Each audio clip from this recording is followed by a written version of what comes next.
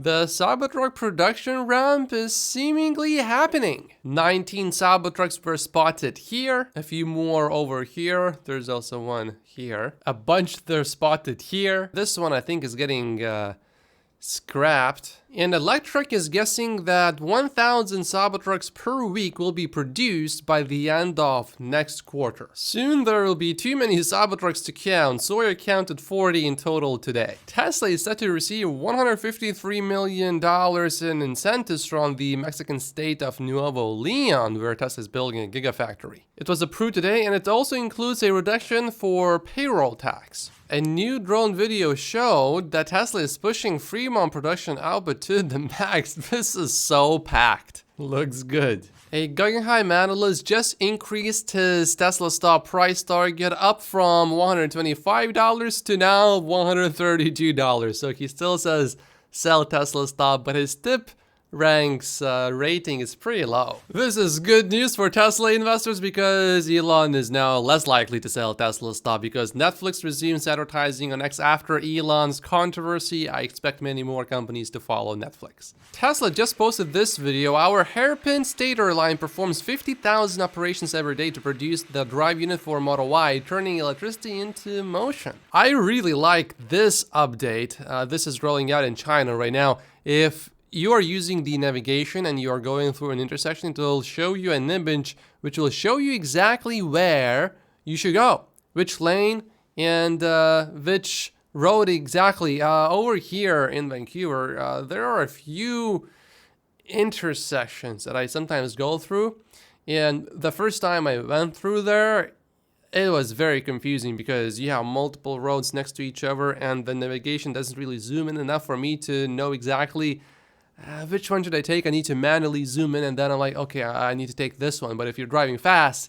there's not much time really to zoom in and bicker with the navigation and everything. So I really like this update. Morgan Stanley says Tesla sits at the epicenter of a potential Cambrian explosion of technology, ushering in a new morphological era. I'm dying to make an Optimus, says Elon Musk. This was focused on Tesla's newest technology. Let's take a look. According to our sources, Tesla CEO Elon Musk has been increasingly focused on Optimus, Palo Alto Engineering Center, in recent months. According to Tesla CEO Elon Musk, Optimus sales will start within 3 to 5 years, they say. I read the whole note. There's not really much in here except for the total addressable market that Optimus could tap into, which is the labor market. And in the US, it is worth about $10 trillion annually. Globally, it is worth about $30 trillion. So it seems like we might see Morgan Stanley perhaps including a part of Optimus in their Tesla stock price target maybe sometime in the future. BYD just launched a Model Y competitor in China, and so far it's actually going pretty well. They have about 30,000 pre-orders. It does have a fairly decent range. The lower trims match the range that the Tesla Model Y rear-wheel drive has. It's pretty much the same. Almost, not quite, but almost the same. But the long-range model from Tesla does have more range than the highest range model from BYD here. The BYD vehicle, of course, is noticeably cheaper. Here's what it looks like on the inside. We definitely want to watch the sales of this vehicle. The BYD seal is no match really to the Model 3 sales. When people have the option between the Model 3 and the BYD seal, people just go with the Model 3 even though it's more expensive. So I'm not worried about this one. This is good news for Tesla. Biden wants all government employees to use EVs or take trains. This is a new directive to all government employees to travel by train or electric car or electric Uber or Lyft when traveling on official business. As the country's largest employer with an annual business travel purchasing budget of $2.8 billion, this will have some impact. I don't think it will be a big impact, but it will have some impact. To get a sense of the scale of the new directive, in 2022 alone, federal employees took more than 2.8 million flights, 2.3 million vehicle rentals. This is where it will make a difference. There will be a lot more people requesting to rent an electric vehicle. So that naturally includes a Tesla. Amazon founder Jeff Bezos just praised Elon Musk, and it seems that he likes the idea of hanging out with Elon. Take a look. I spoke to Elon a few times recently about you, about Blue Origin, and he was very positive about you as a person and very supportive of all the efforts you've been leading at Blue. What's your thoughts? You worked with a lot of leaders at Amazon, at Blue. What's your thoughts about Elon as a human being and a leader? Well, I don't really know Elon very well. I know his public persona, but I also know you can't know anyone by their public persona. It's impossible. I mean, you may think you do, but I guarantee you don't. So I don't really know. You know Elon way better than I do, Lex. But um, in terms of his judging by the results, he must be a very capable leader.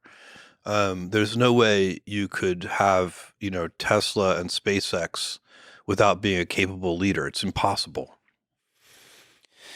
Yeah, I hope you guys hang out sometimes, shake hands, and sort of have a kind of friendship that would inspire just the entirety of humanity. Because what you're doing is like one of the big, grand challenges ahead for humanity.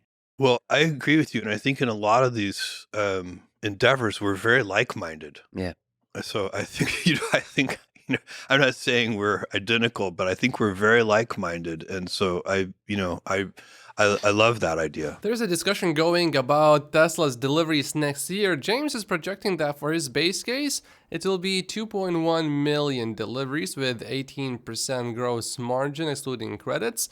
Bear case is 2 million for him, and the bull case is at 2.3 million. He thinks his base and bear cases could be a little bit higher if Tesla cuts prices further, sacrificing margins, which I think there's a good possibility of that possibly happening. If you think 2.1 million is too low, consider this. Cybertruck will only do maybe at best 100,000 next year. That means Tesla needs to sell on average 500,000 sexy vehicles per quarter to make 2.1 million. It's not a given, he thinks, but 2024 will be the year of Tesla energy, and that will help offset auto relative weakness. Sora thinks that next year there will be no more than 70 to 90,000 Cybertrucks produced, but Tesla could surprise us, he thinks. And this is a bit surprising to me. He thinks that the refresh Model 3 in North America will be a big demand driver despite the loss of the EV credit, but that will require many weeks of downtime at Fremont. Will the ramp be as smooth as Giga Shanghai? Probably not. With that last part, I agree. But if it really loses the whole $7,500 tax credit, unless Tesla cuts the price significantly, I'm not so sure it will be a huge demand driver. But the Model Y and the Model 3, these two are so similar that even if you really want the Model 3, but if the deal is just so much better for a Model Y, I think most people will just end up buying the Model Y and they will be pretty happy. So just because the Model 3 is going to lose the tax credit, it doesn't mean that Tesla's volume is actually going to be severely affected. I think it will be somewhat affected, but I don't think it will really be a very big deal. Because if you look at China's numbers, we are about to have record deliveries in China, and that's despite Model 3 deliveries being super low.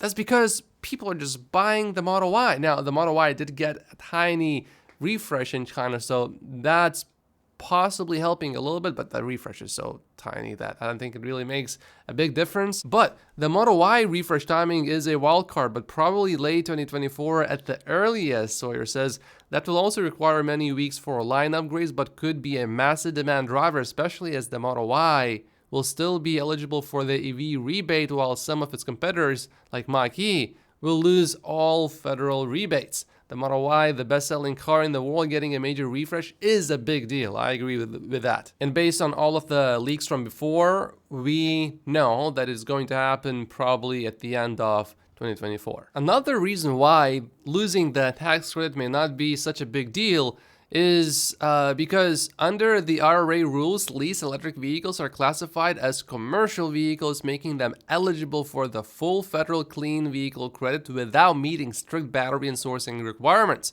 When a Model 3 rear-wheel drive or long-range buyer wants to lease, the lessor gets the credit and amortizes it back to the lessee over the lease term. There's one problem with leasing a Tesla vehicle.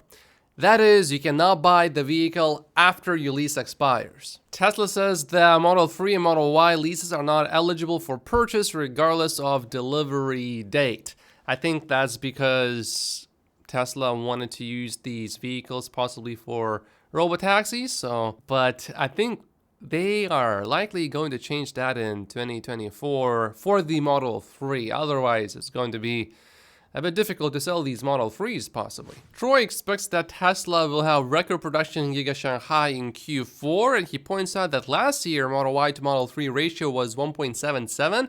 It's expected to be around 2.07 this year, so Tesla sells twice as many Model Ys as it does Model 3s. The last time we had record production in Giga Shanghai was this year in Q2, but it was not a big record. It was a record, but not a very big one. In Q4, we should have a clear, big, huge record.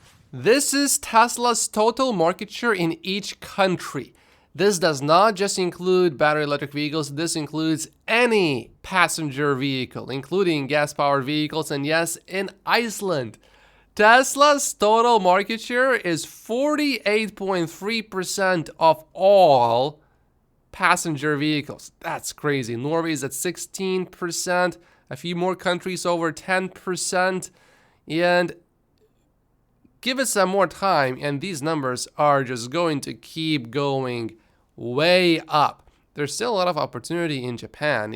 Japan is one of the biggest auto markets in the world, but they are not really big fans of EVs yet. That is going to change though, just give it some time. There's a new note from Morgan Stanley about Tesla and I like this one. Adam Jonas points out that he has been using autopilot regularly for over 3 years and FSD beta for over 1 year, and it continually gets better in his view. And he says when he drives his wife's truck, he does miss FSD. And this to me actually sounds fairly bullish. Just the fact that they need to point this out. Why do we remain overweight Tesla despite the safety recall? A negative revision risk from a slowing EV market. The safety recall they're talking about is the autopilot recall. You know, the one that will go into every single vehicle over the air, and not even a single Tesla owner will need to take it to a service center. Just the fact that they have to say that this is not a concern is a bit silly to me, because it means that many investors that read this, they think it's a problem, which gives us an opportunity to buy more Tesla stock at cheaper prices because we know that is not a problem. That's all just FUD. And Morgan Stanley here says, in our opinion, Tesla is far more than an auto company. Of our $380 price target, our valuation of the core auto business is $86 per share only. That's so low. Leaving 77% of our target derived by network services, mobility, third-party battery, FSD licensing, energy, and insurance. We receive significant pushback from our clients for including non-auto revenue streams in our valuation. Again, that's pretty bullish to me because we know for certain that Tesla will make insane amounts of money from Tesla's energy business and eventually from full self-driving as well. Even if you think that Tesla will never really fully solve full self-driving, you have to admit that many people will start purchasing full self-driving as it improves a lot more. That's inevitable, and just that alone is going to be pretty valuable to Tesla. And not really including that is a big mistake. But Morgan Stanley's valuation sort of makes sense when you understand what is in their head. They think that the Model 3 and the Model Y in 2030 will be more popular than Tesla's next generation compact vehicle. Now, this is from July. I assume their numbers are still similar, but this is just stunning to see. And that presents us a big Tesla stock buying opportunity. And keep in mind, Morgan Stanley, even with that flawed thinking, they think that Tesla stock should already basically be $400. That's their price target. $380, I think. There's a new update from Nick Colas, and Alessandro says, He is, for me, the best car analyst. Of course, we all know that Tesla is a lot more than just a car company, but I thought this was pretty interesting. Nick writes, inside the mind of a hardcore Tesla retail investor, we met with a serial entrepreneur and high net worth individual at his request to discuss our views on the global auto industry's transition to electric vehicles. It soon became obvious why he was so focused on Tesla. He had sold his house last year and invested all the proceeds in Tesla stock. I assume that probably happened after the Twitter purchase, because that's when a lot of people that were invested in Tesla, they just became hardcore Tesla stock investors. I know some people that were somewhat invested, and then they decided to go all in December last year, which turned out to be a really great decision, but I think it is not for everyone. I think only very few people should ever even seriously consider doing that. If you are one of them, congratulations to you. I respect that. But I don't think, if you didn't do it, I don't see a problem with that. His plan is to hold the stock until 2030, come what may between now and then. This portfolio concentration has focused his mind, and he is extremely well versed in everything Tesla. Not just the cars, mind you, but the process of developing autonomous driving, as well as more recent projects like artificial intelligence and computing. His background is in running large construction projects, and he must be very good at this sort of work. His attention to detail is fantastic. I like where this is going. I, Nick, ran through my usual review of the global auto industry. This focuses on structural worldwide overcapacity and the need for traditional automakers to make the transition to electric vehicles regardless of profitability. In that environment, Tesla will struggle to generate high profitability, even though it is, and likely will remain, a best-in-class company. But we know that Tesla is not just a car company. As I went through the issues, it became clear that even highly informed and very smart Tesla investors do not fully appreciate the structural challenges the company faces. Oh, I understand there are some big challenges, but you know who thrives going through major big challenges? Elon Musk. That's his specialty. Solving crises is his number one specialty. The sooner the company cracks the code on autonomous driving, the better. Until then, it is somewhat left to the whims of worldwide supply and demand for passenger vehicles. To some degree, yeah, sure. So the takeaway was, at the end of the meeting, our super concentrated Tesla investor said, maybe I should sell half and buy the other 6 big tech stocks to diversify. We quickly agreed with his assessment. But if I was that guy, you know, you want to invest in the 6 big tech stocks, well, that's now diversifying, probably not because you think that these 6 other big tech stocks are going to do well. Now, if you have done your super thorough research and you're convinced that all of these stocks will be incredibly great, okay, I don't have a problem with that. But if you don't know much about these, if you haven't spent months and months researching everything, I do have a big problem with it. Because now you are diversifying to avoid stupid mistakes, basically. And not so much because you think these are definitely going to be incredibly amazing opportunities. SpaceX and Twitter/X, I think these are huge, huge opportunities. And I am very certain that these will turn out incredibly well. So if I had a choice between buying, let's say, Amazon, Google, Alphabet, Meta, Microsoft, Apple, Netflix, I don't want any of these. I would much rather have SpaceX and Twitter/X. You cannot really buy Twitter/X, although I'm looking into possible ways to do that. You can definitely buy SpaceX if you are an accredited investor. If you're not accredited, then yeah, maybe diversify in that case. But I would go with S&P 500 instead of the 6 big tech stocks. Steven listed Tesla stock annual performance since he began buying in 2016. I began in 2019. And even though we had a period of time of 6.5 years where Tesla stock, if you look at this chart at least, hasn't done anything, which can be really discouraging as an investor. If you look at the actual annual changes, a year over year, at the end of every year, actually we only had 1 year during that period of time where the stock was lower than the previous year. So this just goes to show you how if you just dollar cost average, you just buy every single month, overall, historically speaking, you should be all right. Even if Tesla is going through a long period of not doing anything. And did Steven just say that he plans on being a Tesla stock investor for 8 decades? Can't wait to do an updated version of this. 8 decades from now with performance for every decade since I began buying Tesla stock. Yes, I intend on being around 8 decades from now. Wow. I'm not sure about 8 decades for myself, but certainly 1 or 2 decades, yeah. And like and subscribe if you haven't yet, and I will see you in tomorrow's episode. Thank you so much for watching.